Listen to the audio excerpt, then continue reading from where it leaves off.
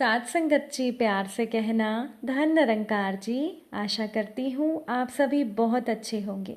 आप सभी का बहुत बहुत स्वागत है आपके ही अपने चैनल पर। एक नई साखी के साथ फिर से हाजिर हूँ मैं। साथ संगत जी, दूसरों के क्रोध को प्यार से ही दूर किया जा सकता है। कभी कभी हमारे एक छोटे से प्यार भरे बर्ताव से दूसरे इंसान में बहुत बड़ा परिवर्तन हो जाता है। और आज की साखी इसी विषय पर आधारित है। चलिए आज की साखी सुनते हैं। साथ संगत जी, एक बार की बात है कि एक सरकारी कार्यालय में एक लंबी लाइन लगी हुई थी। खिड़की पर जो क्लर्क बैठा हुआ था वो बहुत ही तल्ख मिजाज का था और सभी से तेज स्वर में बात कर रहा था। उस समय एक महिला को डांटते हुए वो क्लर्क कह रहा था कि आपको जरा भी पता नहीं चलता, ये फार्म भर कर लाई हैं, इसमें कुछ भी सही नहीं है।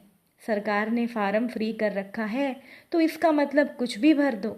अगर तुम्हारी जेब का पैसा लगता तो 10 लोगों से पूछकर आप ये फार्म भरती। एक व्यक्ति पंक्ति में पीछे खड़ा काफी देर से ये सब देख रहा था।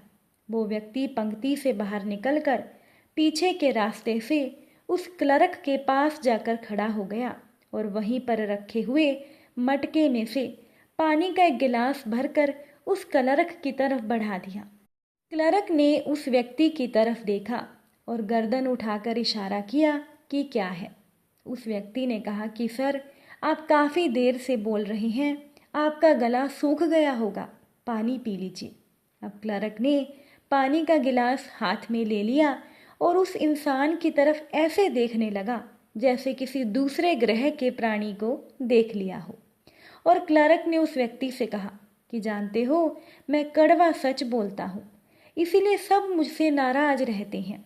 यहाँ का चपड़ासी तक मुझे पानी नहीं पिलाता। वो व्यक्ति मुस्कुरा दिया और फिर पंक्ति में अपने स्थान पर जाकर खड़ा हो गया। अब उस क्लर्क का मिजाज बदल चुका था।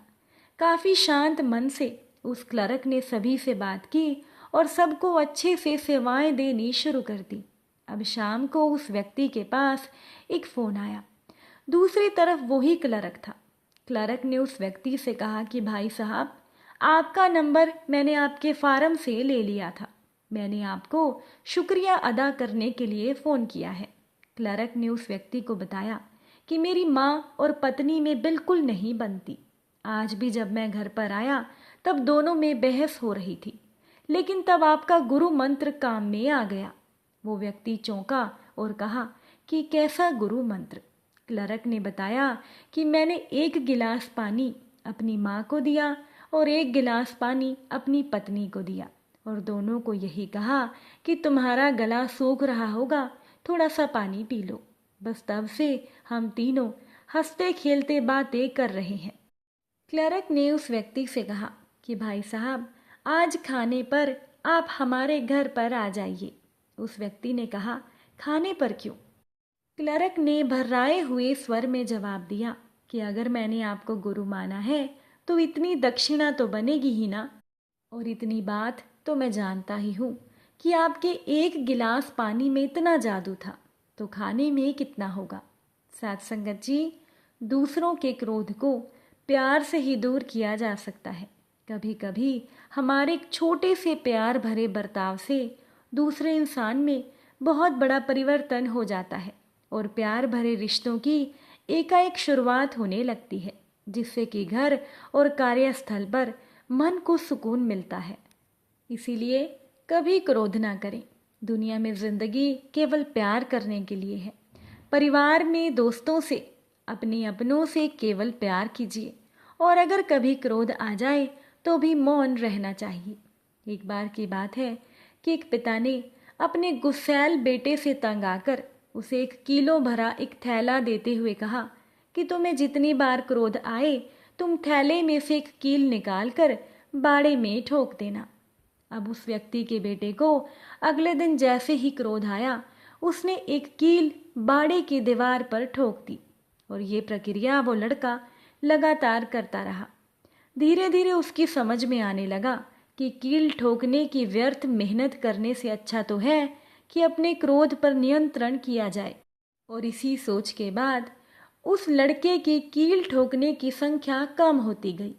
साथ संगत जी, एक दिन ऐसा भी आया कि बेटे ने दिन में एक बार भी बाड़े में कील नहीं ठोकी और उसने खुशी खुशी ये बात अपने पिता को बताई, जिस बात को सुनकर उसके पिता बहुत खुश हुए और कहा कि जिस दिन तुम्हें लगे कि तुम एक बार भी क्रोधित नहीं हुए, तुम उन ठोकी हुई कीलों में से एक कील निकाल लेना।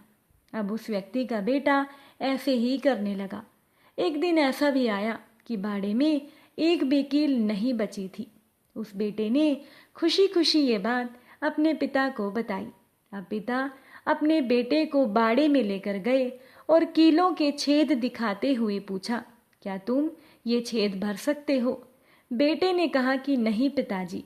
तब पिता ने बेटे के कंधे पर हाथ रखते हुए कहा कि अब समझे बेटा, क्रोध में तुम्हारे द्वारा कहे गए कठोर शब्द दूसरे के दिल में ऐसे ही छेद कर देते हैं, जिनकी भरपाई भविष्य में तुम कभी नहीं कर सकते। साथ संगत जी, जब भी आपको क्रोध आए तो सोचिएगा कि कहीं आप भी किसी के दिल में कील ठोकने तो नहीं जा रहे, क्योंकि क्रोध में दिए गए घाव कभी नहीं भरते। इसीलिए कभी भी क्रोध ना करें, क्योंकि दुनिया में ये जिंदगी केवल प्यार करने के लिए मिली है।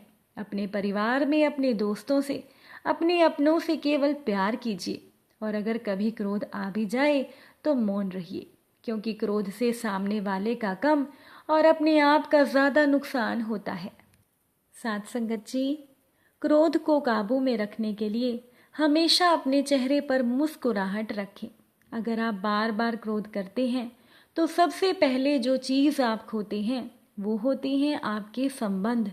क्रोध की आग सबसे पहले आपके संबंधों को जलाती है। पुराने संबंध भी क्रोध की बलि चढ़ते हुए देखे जा सकते हैं।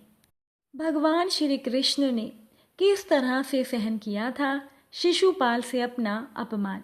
हम भगवान श्री कृष्ण से सीख ले सकते हैं कि अपमान की स्थिति में भी हम अपने सामान्य स्वभाव में कैसे रह सकते हैं, कैसे क्रोध से बच सकते हैं। इंद्रप्रस्थ में युधिष्ठिर के राजसूय यज्ञ के दौरान शिशुपाल भगवान श्री कृष्ण का अपमान करता रहा, लेकिन भगवान श्री कृष्ण को क्रोध नहीं आया। वो शांत रहे, सब कुछ सुनते रहे। भगवान श्री कृष्ण ने शिशुपाल की माँ को वचन दिया था कि वो 100 बार अपना अपमान सहन कर लेंगे। शिशुपाल लगातार भगवान श्री कृष्ण का अपमान करता रहा। भगवान श्री कृष्ण उसके अपराधों को गिनते रहे और मुस्कुराते रहे। जैसे ही 100 से ज़्यादा बार उनका अपमान हुआ, तब ही उन्होंने शिशुपाल को मारा था। इसीलिए साथ संगत जी, अपने क्रोध पर नियंत्रण रखना चाहिए। कोई भी बात हो, गहराई से उस पर विचार करें। सिर्फ क्षणिक आवेग में अपनी प्रतिक्रिया व्यक्त ना करें। सही समय का इंतज़ार करें, और ये बातें आपके व्यक्तित्व में बड़ा परिवर्तन ला सकती हैं।